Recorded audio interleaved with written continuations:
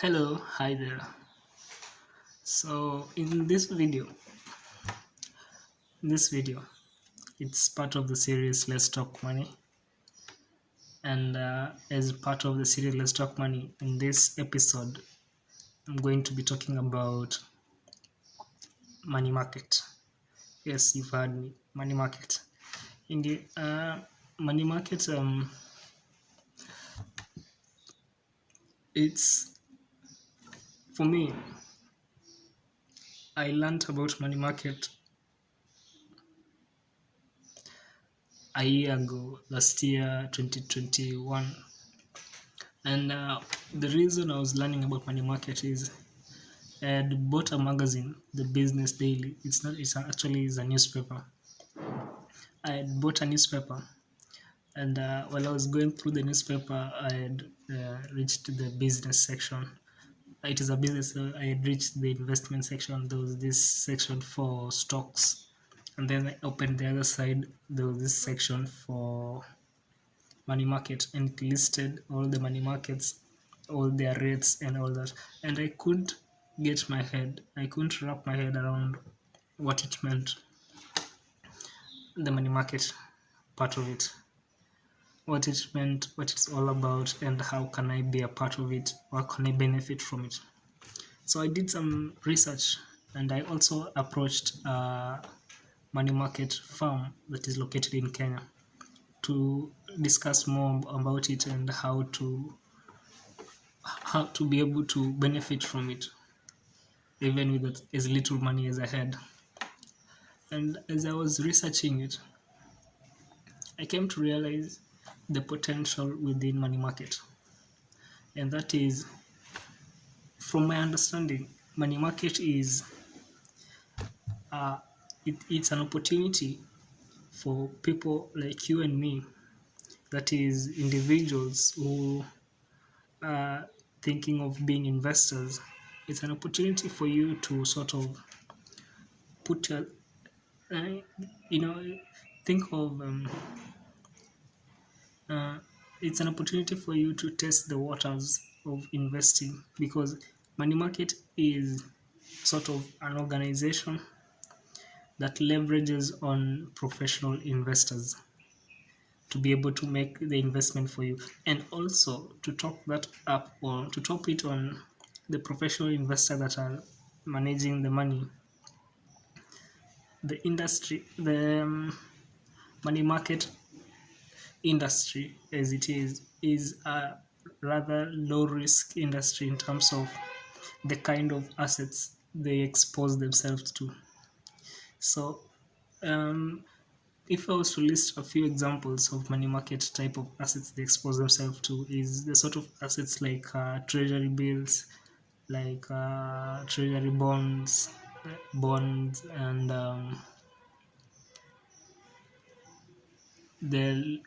I think that is the other assets I'm not sure of, unless it is a money market that has an equity aspect of it, the 60-40 ratio of equity and other assets, that is bond and treasury bills, which is a different kind of money market. But I'm talking about the typical money market. In a typical money market, I don't think they do stocks, because stocks is, by its nature, it's a risky investment, so it would contradict their less risk argument about the investment. So money market is an investment vehicle that is low risk, and the good thing about it is you only give them your money and they make the decision on which asset to invest, when, and for how long.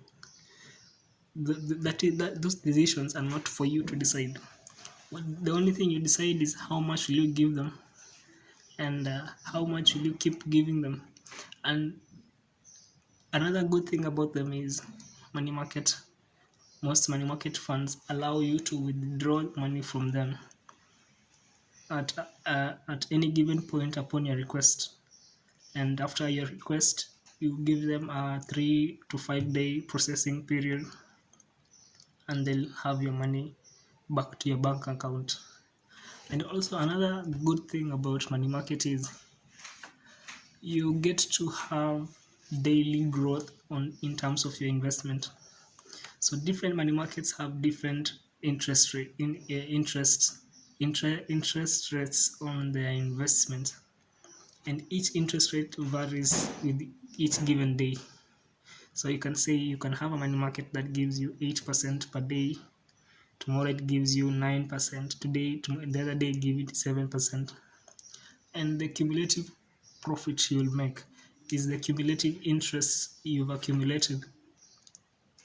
For the given period of time you've been an investor in the money market. So let's take it into an example. Let's say, for example, you decide today on the 9th of September to purchase. First of all, in terms of money markets usually offer their products in terms of units. So let's say they're offering you 1 unit. Usually, from what I understand, that unit has a fixed price. Let's say 1 unit is 100 shillings, right? So if you are to invest in a money market X, they'll tell you want to invest in us. Okay, you would invest in us, but what you'd be doing is you'd have to purchase a certain amount of units from us. And by units, it's sort of a way of classifying the money or somehow, let's say, sort of subdividing the money into small chunks that is affordable, that brings down the cost of entry. So let's say 1 unit is 100 shillings, that is $1. 1 unit is $1 or 100 shillings. And with that unit, if let's say there is an increase in 8% per day, that 8% per day will be applied on the unit, not on the money you gave them. The money you gave them was sort of a way of buying the unit, and so your investment is the units you have. That's the investment, not the money you gave. The money you gave afforded you the units, and now your investment asset is the unit. So given that, it now comes down to how many units you have, because now that will explain the cumulative aspect of your income in terms of money market. Let's say you've purchased 1,000 units, and with those 1,000 units, every day there is a cumulative in growth of 8%. So you'd say 8% of your 1,000 units, that is the profit you've made today. Tomorrow the interest rate is 7, so you'd say 7% of the units you have tomorrow, because today you might have 1,000, and then between today and tomorrow you make a request to sell 200 of those units because you want the money, and tomorrow that 7% will be calculated on the units that are carried forward for tomorrow. And if you've sold 200, that means it will be calculated on 800 units. So given that, you can be able to foresee, you can't be able to exactly break down the future payments of your money market, but you can be able to give it a sort of a range in terms of the fluctuation of the interest. So you give it a deviation of 2%. So if the current interest rate is 10%, give it a plus or minus 2%. That is, there's some days you might get 12%, there's some days you might get 8%. And that is the percentage growth on that asset. That is, remember, the asset is not the money you gave the money market. That's something you should not forget, because once you conflict the two, you'll be sort of thinking you are in a stock market, but you're not. You're in a money market. There is a difference. That's why I've not recorded stock market in the same video as the money market, because that will conflict the understanding of the two. They are completely different vehicles, completely distinguished in terms of their features, in terms of what they offer, their offerings, and their returns. Because the money market is trying to appeal to the conservatives. That is the target market of the money market. And I might not be a conservative in my opinion, in my view of myself. I might not be a conservative, but still I might need to have a sort of savings account. And in my opinion, if I was to look at the options in terms of savings, if you give your money to the bank to be saved, the bank will make more money from that money than the money they'll pay you, of which it is decent, that is business. But still, the ratio in terms of the money they made and the money they paid you in terms of interest rate on your savings is quite huge, majorly because of the business environment and the structure and the investment vehicle that you're using. It's not sort of they are targeting you and they're trying to get rid of you from the business. No, it's just a matter of the environment you're in.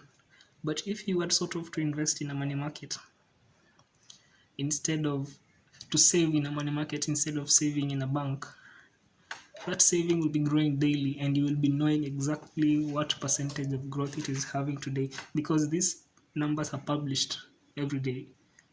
All I think it is by now, it is actually I think it is a requirement for all money markets to publish their interest rate every day, every daily interest rate, that's between Monday and Friday. And given that, if you want to be able to save in a relatively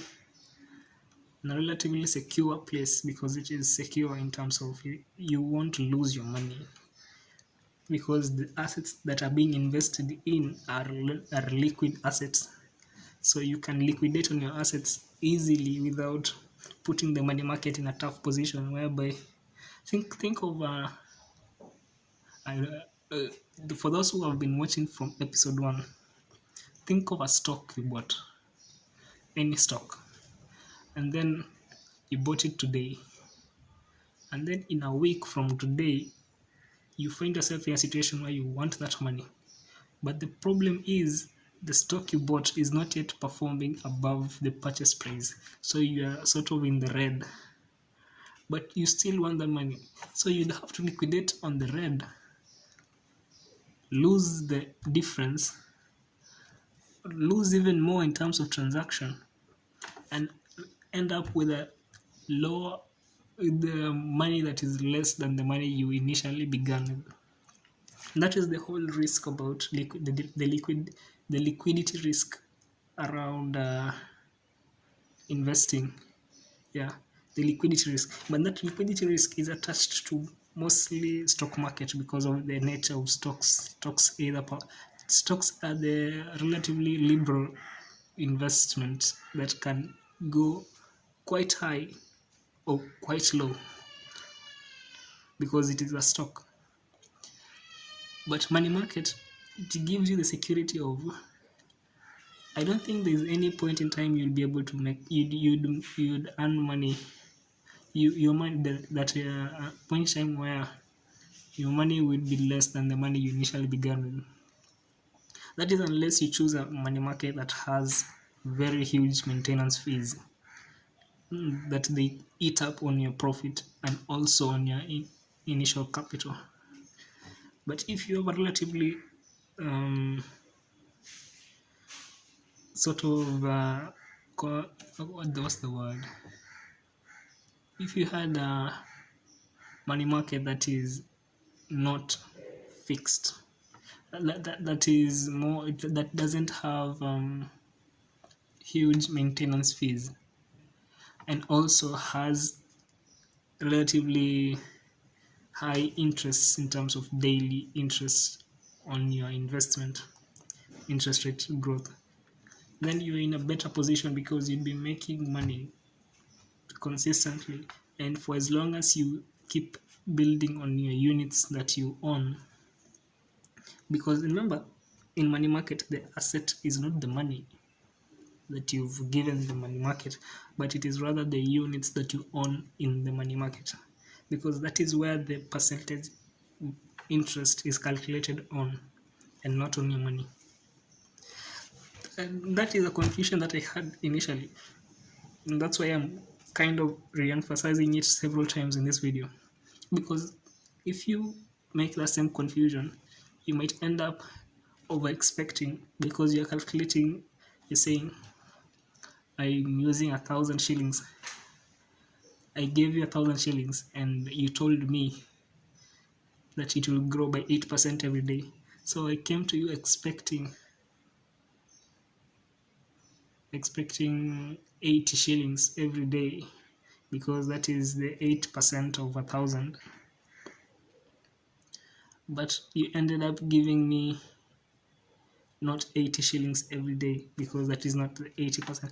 Because I was expecting you to calculate your interest on my money that I gave you, but instead you're calculating the interest on the units that you gave me for the money that I gave you. So let's say you gave them 1,000 shillings and they sold you units 100 each. So that means you have 10 units. So if you are to grow at 8%, if your assets were to grow at 8% per day, it will be 8% calculated on 10 units, not on 1,000 shillings. That is the point I'm trying to make. It will be 8% calculated on 10 units, not 1,000 shillings, because you give them money, they give you assets, and those assets are in the form of units, and the value of those assets are in the form of the value per unit. I think the point is clear. Once you've got that clear and you've understood how the calculation around it works, how the profit is calculated, how return is calculated, how that entire business works in terms of a vehicle of investment, then you're in a better position to invest in the money market or to save in the money market. Because for me, if I were to put money in the money market, I wouldn't call it an investment. I would call it a savings. Even though it is an investment, because it is still a vehicle of investment. But in my own view of the investing world, I view investing in terms of, if I'm earning like the same, let's say stocks. A stock is an investment because I'm earning dividends, and I'm also earning in terms of the increase in the value per share. So it's sort of an investment because of those streams of income. In money market, I'm only earning in interest rates per daily interest rates per unit owned.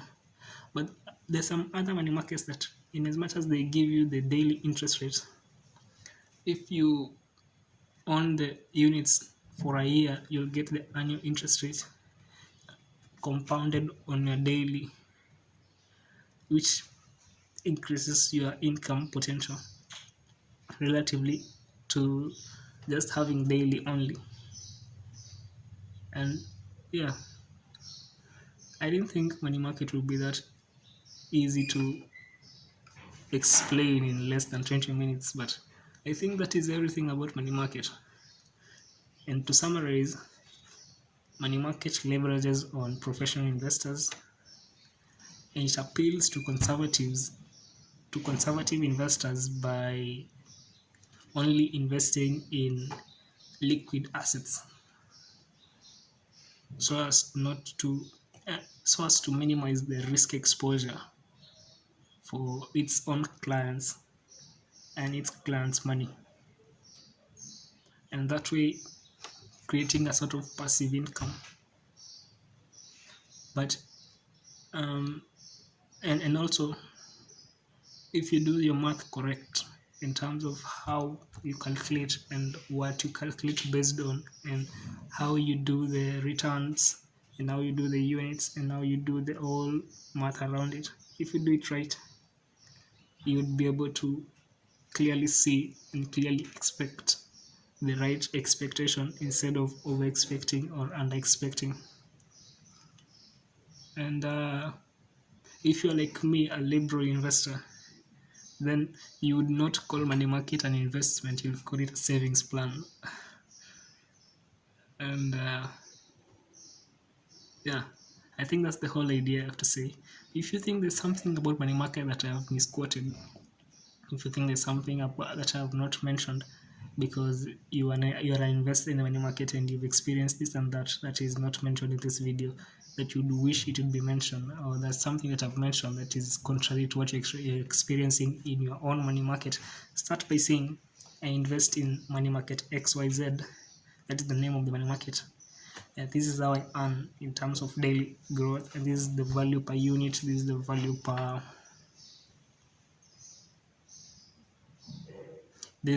per unit in terms of and this is the daily growth, this is the daily interest rate, and this is the annual interest rate. And maybe if there's an extra thing around it, an extra benefit that I have not, that is only available to you in that money market that you are in, maybe mention it in the comment section below. And if you like what I've said, if you found it informative, educative, like the video, share it with a friend, or even to not a friend, because you don't just limit yourself to people you like. And yeah, subscribe, hit the notification, stay tuned, there's more to come. And if I'll be able to think about another thought about money market, maybe if I might expose myself to more information on it, and I might have a better view or a better analogy around it, I'd make another video. And for you not to miss it, stay tuned, subscribe, hit the notification. And yeah, let's make this money.